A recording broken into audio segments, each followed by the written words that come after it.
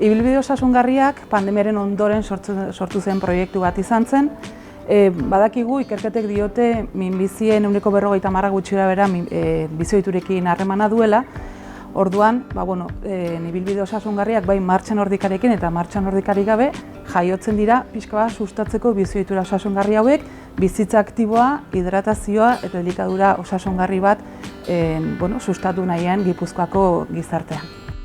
Me enteré de que se iniciaban unos cursos de marcha nórdica y yo, pues lesiones que tenía, pensé que me iba a venir muy bien y entonces me apunté. Yo creo que fue el primer curso que se hizo y desde ahí para adelante todo ha sido un cambio de vida total, ¿no? En beneficio ante la salud, ante todas las secuelas que yo tenía, me han ido muy bien, muy bien.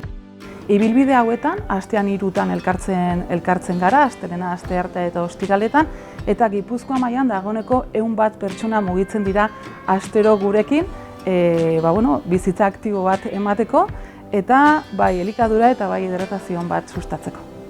La verdad es que fue una cosa que dije, madre mía, qué maravilla, ¿no? O sea, porque la marcha nórdica no solamente es ir con bastones, sino que es aprender una técnica para que esa técnica sea beneficioso para la recuperación tuya, ¿no? Sobre todo las personas que están operadas de cáncer o prevención, les ayuda muchísimo a esos músculos trabajarlos un poco, ¿no? Y la asociación para eso está haciendo un trabajo primordial.